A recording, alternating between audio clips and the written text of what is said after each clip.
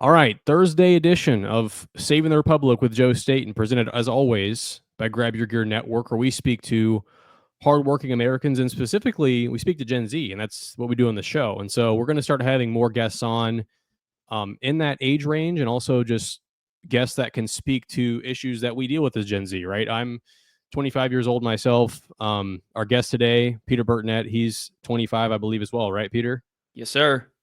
And we're going to be talking about a couple different things today, but mainly we're going to be talking about young fatherhood and just the fruits and the importance of starting families young. So we'll get into that in a second, but first, here's the intro.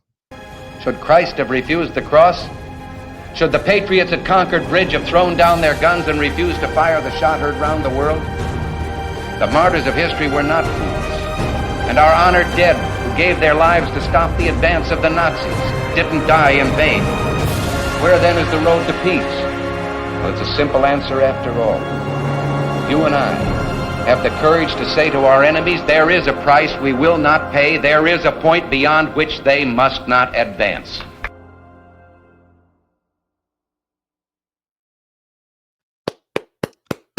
All right. Fire intro. Get you kind of fired up, right? Yes, sir. It sure does. It gets me ready to go on the boats on the Delaware River, storm the beaches of Normandy, all the moments in American history for sure. Yeah, I mean it's something. I had initially that intro was for a previous YouTube channel I had. If anybody's been following me, I had some of those elements in an intro for a channel I had called Uncommon Sense, which going to be working on some things on the side here, hopefully in the future. So keep everybody updated on that. But no, I mean, I picked those elements for a reason. You watch that and it kind of invigorates that, old school American, heritage and just appreciation for history. But hey, it's a perfect way to kick off this episode. And we saw in that clip, the young men storming the beaches of Normandy, many of them 18 years old. Mm-hmm. And so, Peter, again, he's a sports editor, Sarpy Times, the Daily Non-Peril. I've known Peter for, what is it, going on 10 years now, as crazy as it is to say that. Wow. Yeah, getting pretty close to that. We've been friends for a long time. So Peter, first thing I want to throw to you today on this episode is, I know you're expecting a baby soon, and we've been in touch about that quite a bit. So could you just talk about, what that's been like for you to be, number one, getting married pretty young, I would say relatively compared to our generation, and also to be expecting your first baby? Yeah. Like you said, 25 years old, also married at 25 and expecting a baby, or I guess married at 24, expecting a baby at 25.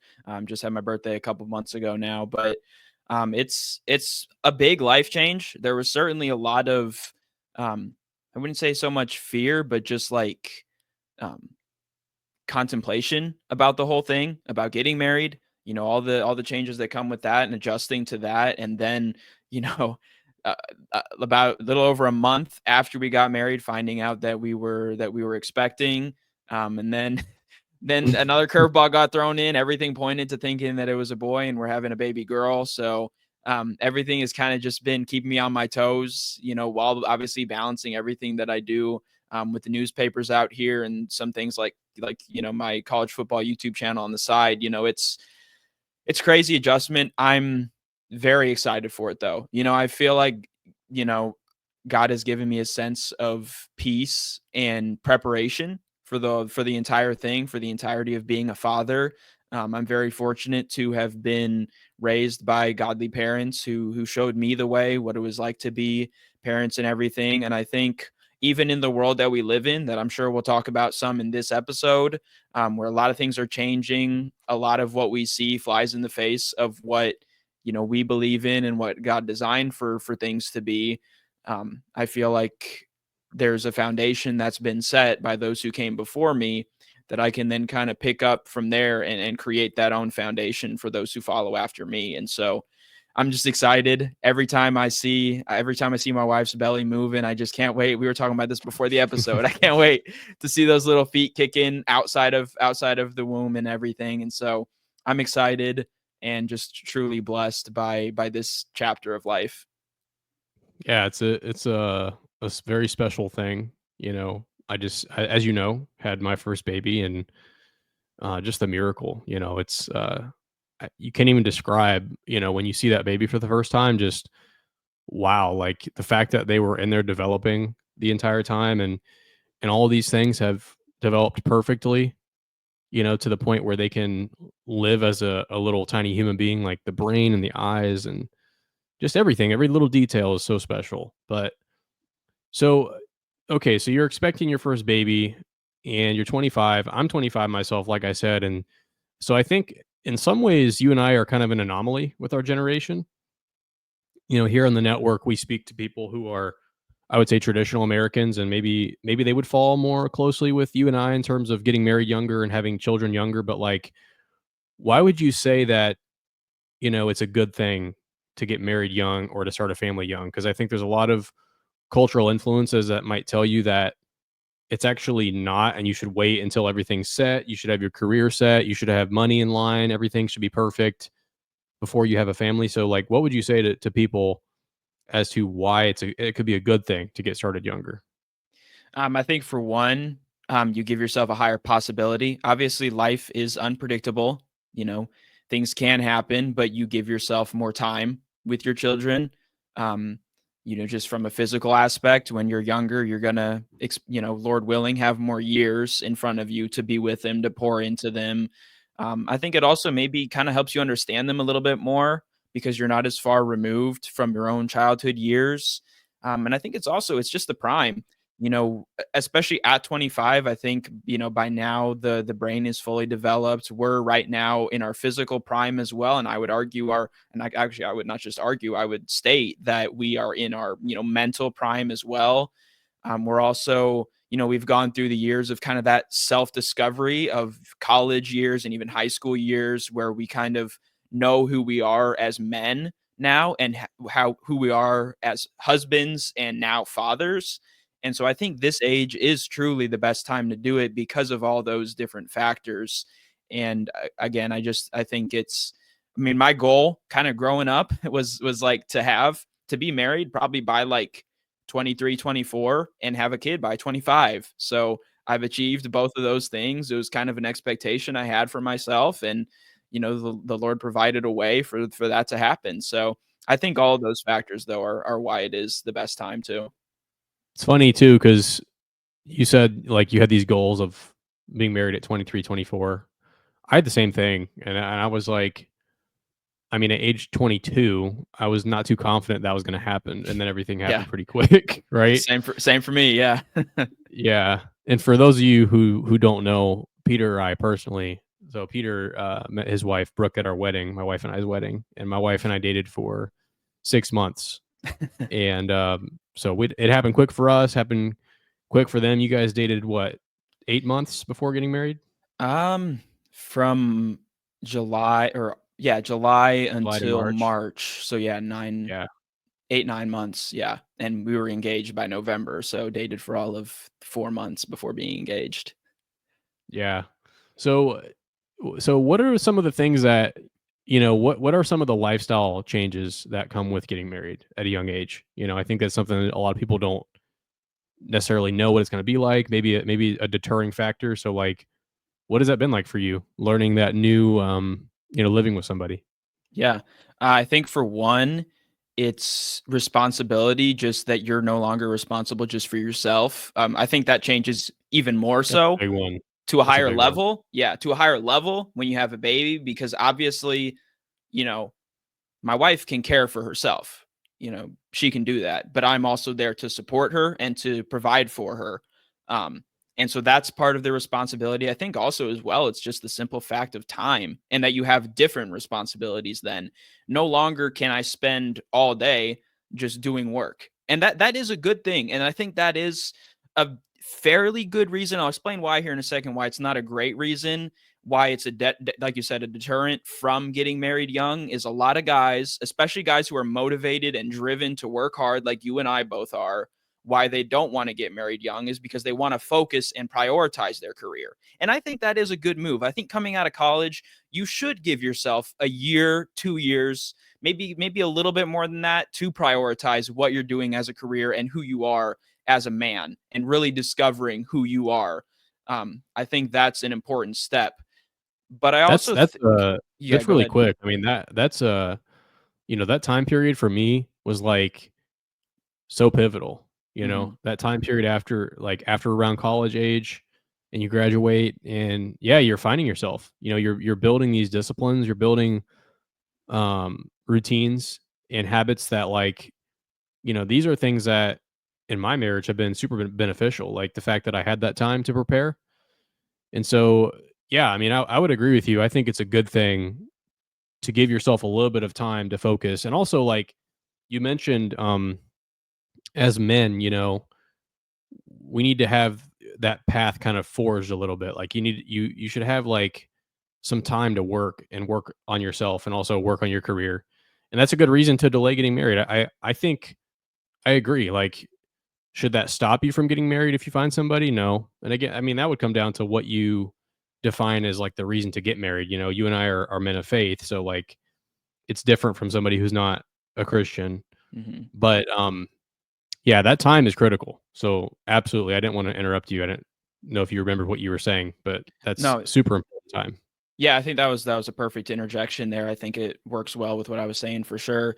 What I was going to say though is the trade off is there's so much beauty to finding a spouse, to finding somebody who truly is a life partner, who truly is your best friend, who you can spend time with. And that's not to take away from you, Joe, as being my best friend. I think you and I can both agree that it's a different type of best friend when you find your spouse. Whether you're a woman finding your husband or a man finding your wife. I think there is It's a little something so different. beautiful to that just just a little bit different. There are a few things that are different with that, but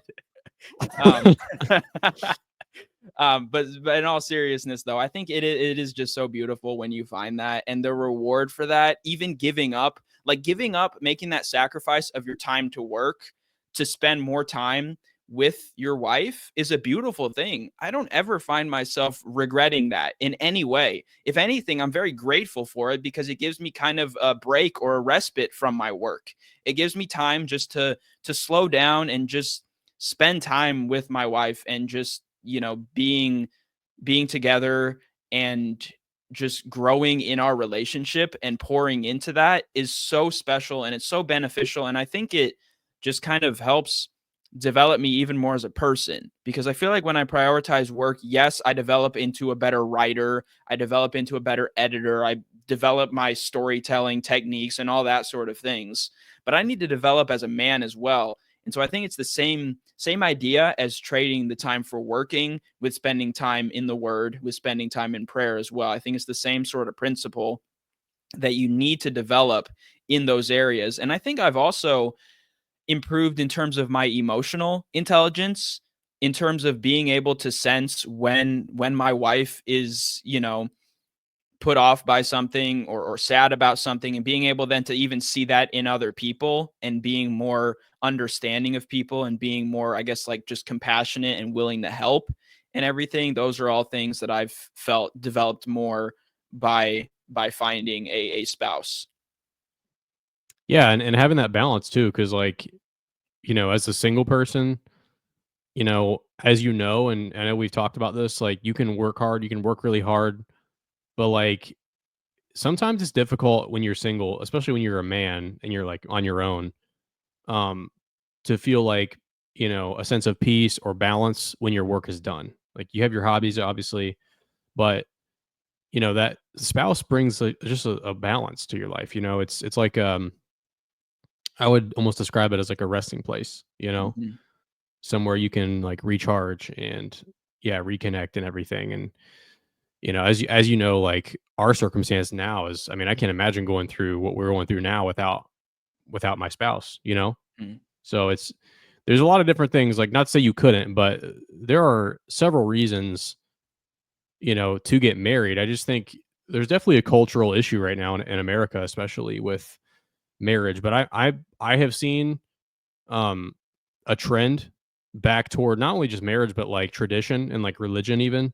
We're seeing like a lot of people like, I don't know if you know Zachary Levi, the actor, Mhm. Yep. but so he recently went on Bill Maher's podcast, and Bill Maher is like a big lefty, big liberal, but he kind of talked about his arc, through life from like, you know young, he grew up in the church and then became an atheist.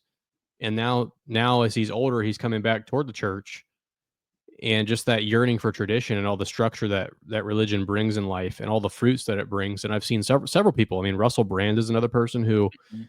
has discovered God, and Jordan Peterson. And so I think especially a lot of young men are kind of rediscovering this need to connect with the Almighty.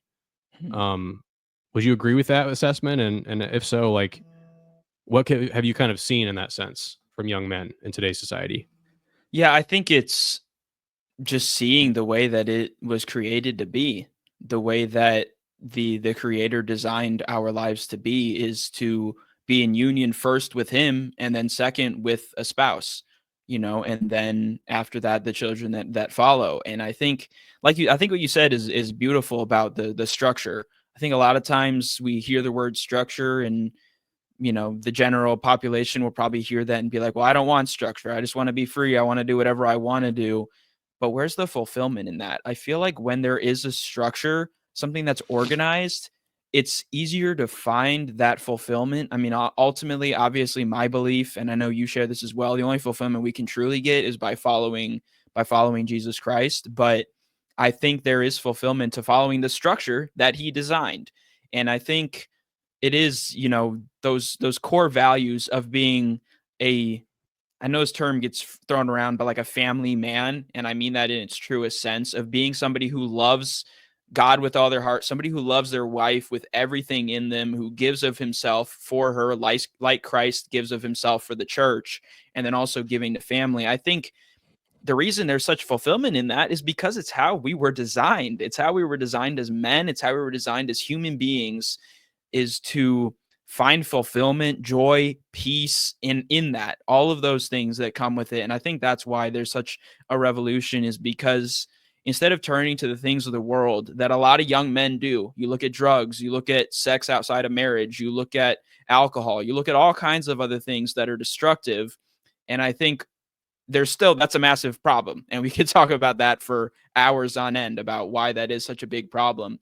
But I think ultimately people who have their head on straight, and people who can kind of see through that garbage that the world throws at them, can see that that's not what's going to fulfill them. Ultimately, what's going to fulfill them is following after the plan that was laid before us from the very creation of the world. And so I think that is why I think young men, after kind of seeing what's happened in this country and really around the world for the last generation, maybe you could say, certainly the last, decade or last 4 years or so, have seen, and they see that this new order, whatever you want to call it, is not Whoa, the whoa, way to whoa! Did you go. just say New Order?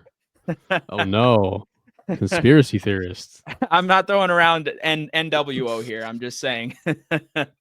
Hey man, read the back of the dollar bill will tell you Novus Ordo Seclorum in Yeah, Latin, yeah. New World Order. But no, it's evident in society, right? Like you're talking about hedonism, Mhm, when you are just giving into your flesh and your moral, uh, not moral desires, but anti-moral desires. I don't know if that's the right term, but just you're not operating with any sort of morality. That's a very slippery slope, and hedonism leads to just destruction. mhm, And this is represented even in birth rates. I think mhm, in the United States, but also across the world, there's been such a sharp decline in birth rates.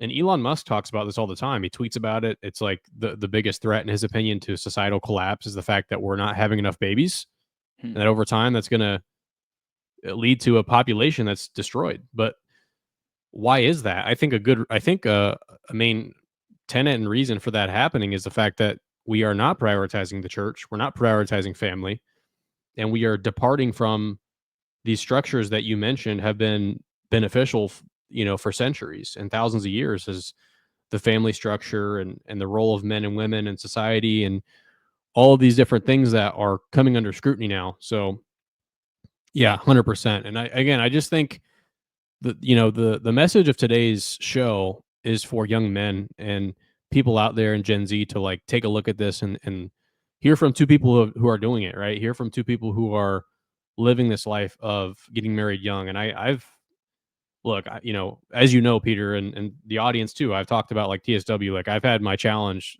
a significant challenge in this first time that I've been married, but like still, it's been just such a blessing and such a great experience. I wouldn't trade it for the world. And I know you share the same sentiment. Mhm. And so just any closing thoughts or a closing message to anybody out there who's young, right? Mhm. Anything you want to share with them? Yeah, I was just thinking about this when you were talking there, that the reason I think the world, and I will say, the left and everything especially, is so kind of against the traditional family structure is because there was a generation, maybe even generations of men who failed to step up or didn't step up at all. And I think that is what I want to leave this audience with, the Gen Z male, especially audience with, is we need to step up as fathers. We need to lead this next generation in the way that, the word of God says, lead them in the way they shall go and they will not stray from the path, or they'll come back to it eventually. That's kind of, I'm paraphrasing there, obviously, but that's kind of the gist of it. Is we Yeah. need to step up as fathers. Joseph and I, we both did benefit from having men who raised us as exceptional fathers and mothers as well. And I think we need to do that. And I know out there are probably people who are maybe watching this video, who are going to watch this, who did not have that example. And I say this as a way not to put pressure on you, but it is up to you to break that chain of the Yeah. failures of maybe your father or grandfather or great grandfather. It is up to you. And I think if you go about the right things, if you prioritize the right values and you strive after those, you will be successful. I don't think it's as complicated as people make it out to be. I think it is truly just following after the plan that God designed and following after the values that the word of God promotes. And I think if you do that, then you will see generational change, not just Yeah. for us, but for the generation after and the generation after that. Yeah, the title of the show is Saving the Republic. It's easy to talk about these big, big ideas and politics and the debates going on right now, and lawmakers passing laws as if that's the reason for some of the failures in our society. But like, no, it's the lack of strong male leadership in the home. And Mhm. yeah, the absence that we've seen with, I don't know what generation that would be, but maybe Gen X or the generation Or millennials, at, even like beginning around of or that. after our parents' age, where Mhm. there was such an absence, just a vacuum of male leadership, seemingly. And so, yeah, we all have an opportunity, but especially those in the audience, you have a great opportunity to change the course of your future and your family's future, and to give yourself and your children and your family a fruitful and joyous life. So that's the Mhm. message today. Again, Peter, he's a sports editor out in Nebraska. He also has a YouTube channel, College Football Talk. Um, just about daily uploads over there. It's not every day, but I know you're pretty busy on there, aren't you? I'd say more like weekly, but Okay. probably twice a week, but fairly regularly. I will have a video. I'm assuming this is going out either Thursday or Friday in the US. I will be uploading something on Bill Belichick becoming North Carolina head Oh, coach and my wow. thoughts Yeah, on that was that. big news. It sure That was big was. news. So check him out at College Football Talk on YouTube as well. And also he has a pretty good Twitter page. I mean, he's tweeting a lot of sports news that's local to Nebraska. But if you're a sports fan, you want to follow Peter at Peter Burtnett on Twitter. And we appreciate you joining the show today, Peter. A quick programming update for all our audience. We're going to be coming to you Tuesday, Thursday, Friday now instead of Monday, Wednesday, Friday. So just stay posted on that. That's probably going to be for the next 2 to 3 months at least. Again, Tuesday, Thursday, Friday. Be sure to check out our other social media pages at Grab Your Gear on Instagram and TikTok. We have all sorts of content on there, but especially our full-length documentary, which is live on our YouTube channel, The Union Hustle. You do not want to miss that. So make sure you check it out. Again, appreciate you joining the show today, Peter. And for all you watching and listening out there, appreciate you tuning in. And we will see you on Friday. Take care.